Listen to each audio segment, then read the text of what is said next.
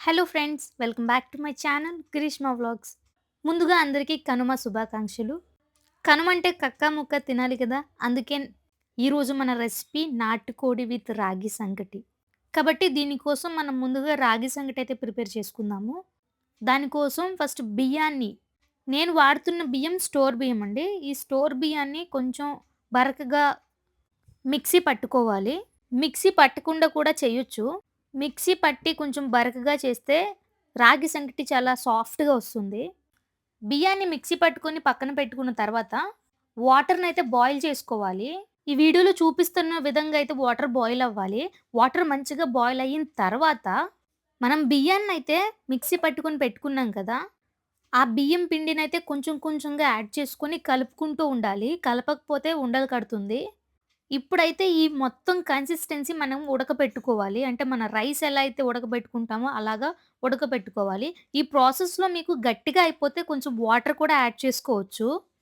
మన రైస్ ఎలా అయితే ఉడకబెట్టుకుంటామో అలా ఉడికిన తర్వాత దీనిలోకి సాల్ట్ అయితే యాడ్ చేసుకోవాలి. రుచికి తగ్గ సాల్ట్ ఏసుకోవాలి. నేనైతే కల్లుప్పు యాడ్ చేశాను. తర్వాత మంచిగా మళ్ళీ కలుపుకోవాలి. తర్వాత ఈ కన్సిస్టెన్సీ అనేది కొంచెం గట్టి పడుతుంది. ఎప్పుడైతే ఈ విధంగా కన్సిస్టెన్సీ అవుతుందో అప్పుడు ఒక 1 కప్ వరకు రాగి పిండిని యాడ్ చేసుకోవాలి. మీకు 1 కప్ ఎలా అని అర్థం కాకపోతే పిండి వేస్తున్నప్పుడు గట్టి పడుతుంది. ఎప్పుడైతే మనం రాగి పిండి అంతా వేసిన తర్వాత గట్టిగా ముద్దలాగా ఫార్మ్ అవుతుందో అప్పుడు రాగి పిండి యాడ్ చేయడం ఆపేయాలి. మీకు కావాలంటే వీడియోలో చూడండి. ఈ కన్సిస్టెన్సీ వచ్చినంత వరకు మీరు రాగి పిండిని యాడ్ చేస్తూ కలుపుతూనే ఉండాలి. ఇదైతే కరెక్ట్ కన్సిస్టెన్సీ అండి. వాటర్ ఎక్కువ లేకుండా, తక్కువ లేకుండా ఈ కన్సిస్టెన్సీ వచ్చినంత వరకు మీరు కొంచెం కొంచెంగా కలుపుతూ రాగి పిండినైతే యాడ్ చేసుకోవాలి. స్టవ్ ఆఫ్ చేసే ముందు ఒక 2-3 టేబుల్ స్పూన్స్ నెయ్యి యాడ్ చేసుకుంటే టేస్ట్ అయితే చాలా బావుంటుంది. నెయ్యి యాడ్ చేసిన తర్వాత మళ్ళీ మంచిగా కలుపుకొని మూత పెట్టి పక్కన పెట్టుకుందాం.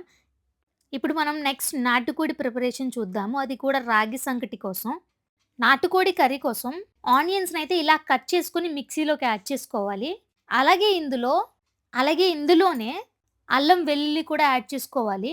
వీటన్నింటిని ఇలాగా మిక్సీ పట్టుకోవాలి. మరీ పేస్ట్ అయిపోకూడదు. అలా అని ముక్క ముక్కలుగా ఉండకూడదు. బరకగా ఉండేటట్టు మనం మిక్సీ పట్టుకోవాలి. దాని తర్వాత ఒక కడాయి పెట్టుకొని అందులో తగినంత ఆయిల్ అయితే వేసుకోండి. చిన్న టిప్ ఏంటంటే ఆయిల్ ఎక్కువేసుకుంటే టేస్ట్ చాలా బావుంటుంది. ఆయిల్ తక్కువేసుకుంటే హెల్త్ చాలా బావుంటుంది. ఇప్పుడు తర్వాతయితే ఒక 2 నిలువుగా తరిగిన ఒక 2 పచ్చిమిర్చి అయితే యాడ్ చేయండి. అవి కొంచెం ఫ్రై అయిన తర్వాత మనం ముందుగా మిక్సీ పట్టుకున్నాం కదా! ఆనియన్ పేస్ట్ అదైతే ఇందులోకి యాడ్ చేసేయండి. ఎప్పుడైతే మనం ఆనియన్స్‌తో కలిపి అల్లం, వెల్లుల్లి యాడ్ చేస్తామో అన్నీ ఈవెన్‌గా ఫ్రై అయ్యి టేస్ట్ అయితే చాలా బావుంటుంది. కొందరు ఫస్ట్ ఆనియన్ పేస్ట్ వేసి అది ఫ్రై అయ్యాక అల్లం పేస్ట్ ఏస్తారు. అలా కంటే ఇలా ఒకసారి ట్రై చేయండి. టేస్ట్ అయితే చాలా బావుంటుంది. ఈ ఆనియన్ పేస్ట్ మంచిగా ఫ్రై అవ్వాలి. పచ్చి వాసన అస్సలు లేకుండా గోల్డెన్ కలర్ వచ్చినంత వరకు మంచిగా ఫ్రై చేసుకోవాలి.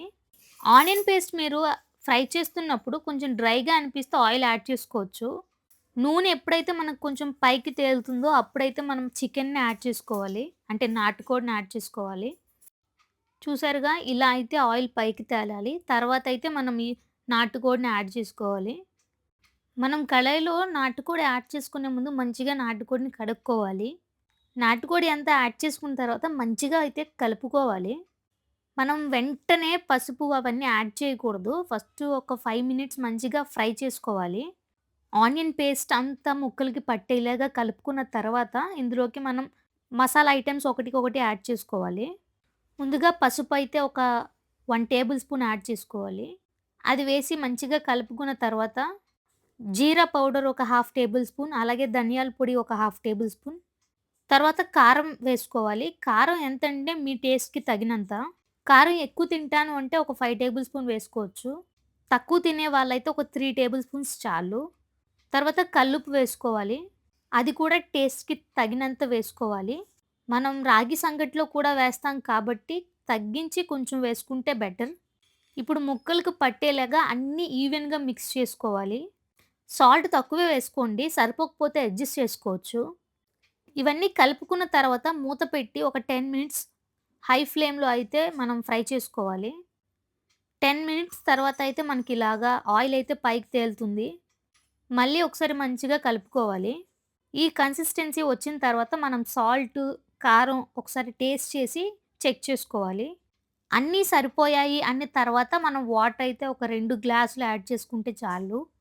చికెన్ ఫ్రై అవ్వకుండా మనం వాటర్ యాడ్ చేస్తే చికెన్ టేస్టే పోతుంది. కాబట్టి ఎప్పుడైతే ఆయిల్ పైకి తేలుతుందో అప్పుడైతే వాటర్ యాడ్ చేసుకోవాలి. నాటుకోడి కాబట్టి ఒక 2 గ్లాసెస్ అయితే సరిపోతుంది. అప్పటికి ఉడకలేదు అంటే ఒక 1 గ్లాస్ ఎక్స్‌ట్రా యాడ్ చేసుకోవచ్చు. దీని తర్వాత మూత పెట్టి ఒక 15 మినిట్స్ హై ఫ్లేమ్‌లో అయితే ఉడికించుకోవాలి.